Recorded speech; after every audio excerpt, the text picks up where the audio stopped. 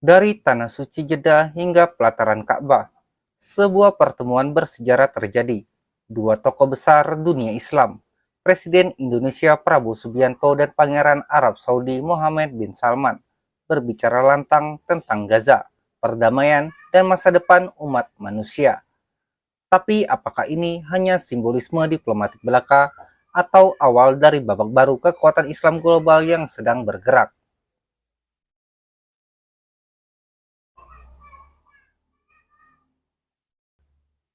2 Juli 2025, di dalam megahnya Istana Al-Salam, Jeddah, dua pemimpin dunia bertatap muka. Presiden Republik Indonesia Jenderal Purnawirawan Prabowo Subianto dan putra mahkota Arab Saudi sekaligus Perdana Menteri Mohammed bin Salman. Pertemuan ini bukan sekedar seremoni protokoler di tengah konflik global yang kian membara. Keduanya duduk bersama, menandatangani sebuah seruan mendesak aksi nyata dari komunitas internasional untuk menghentikan penderitaan rakyat Gaza. Mereka tidak hanya menyinggung gencatan senjata, mereka mengecam penggunaan kelaparan sebagai senjata perang dan menolak pemindahan paksa warga Palestina. Sebuah suara tegas yang nyaring di tengah dunia yang sedang terpecah dan diam. Two-state solution kembali digaungkan, bukan sekedar retorika, tetapi sebagai jalan konkret menuju perdamaian abadi, dengan Yerusalem Timur sebagai ibu kota Palestina merdeka.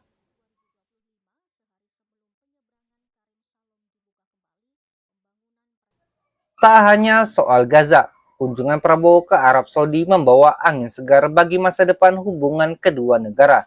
Di Jeddah dibentuklah Supreme Coordination Council, Dewan Koordinasi Tertinggi Indonesia Arab Saudi.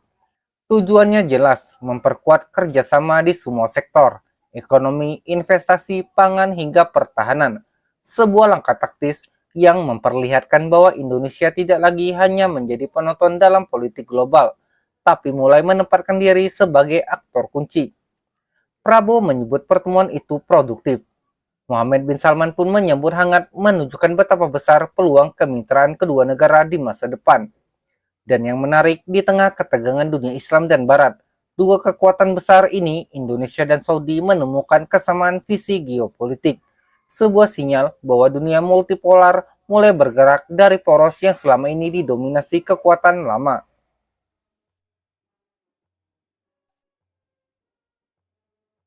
Usai pertemuan resmi, Presiden Prabowo menuju Masjidil Haram dalam sunyi dini hari 3 Juli. Ia melangkah ke pelataran Ka'bah. Di sana, jemaah asal Indonesia menyambutnya dengan hangat, penuh cinta dan haru. Ia melambaikan tangan, lalu melangkah masuk ke dalam Ka'bah, sebuah kehormatan luar biasa yang hanya diberikan kepada segelintir pemimpin dunia. Di dalamnya, ia sholat sunnah, tak ada sorak-sorai, hanya ketenangan dan kesakralan momen yang membekas dalam sejarah.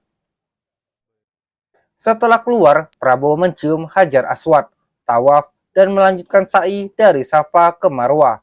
Rangkaian ibadah ini bukan hanya simbol ketakwaan, tapi juga penegasan spiritual bahwa kepemimpinan harus berpijak pada nurani dan keimanan.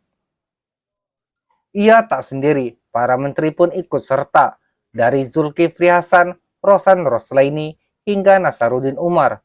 Momen ini menyatukan pemimpin dan rakyat dalam satu makna, pengabdian dan pengharapan.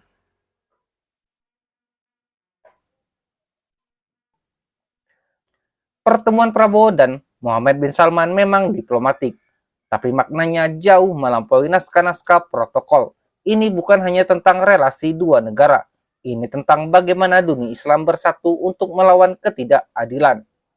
Gaza hari ini bukan hanya luka Palestina, tapi luka dunia Islam. Dan ketika dua negara besar berbicara, dunia mendengar. Tapi pertanyaannya, apakah ini akan diikuti dengan tindakan yang nyata? Kita pernah berharap pada banyak konferensi, banyak deklarasi, tapi tak semuanya menjadi kenyataan. Maka dari itu, rakyat Indonesia dan dunia menantikan bukan hanya janji, tapi keberanian untuk bersikap, untuk bertindak, dan untuk berdiri di sisi kemanusiaan. Apakah Indonesia akan tetap lantang di forum-forum global? Apakah kita akan mengirim lebih dari sekedar bantuan tapi juga keberpihakan? Waktu yang akan menjawab itu semua. Jika kamu merasa dunia ini butuh lebih banyak pemimpin yang berani bicara soal keadilan, jangan diam. Klik like, share video ini, dan tulis di kolom komentar. Apa harapanmu terhadap langkah Indonesia dan Arab Saudi untuk Palestina? Jangan lupa subscribe agar kamu tidak ketinggalan narasi-narasi mendalam seperti ini. Suaramu adalah bagian dari perjuangan.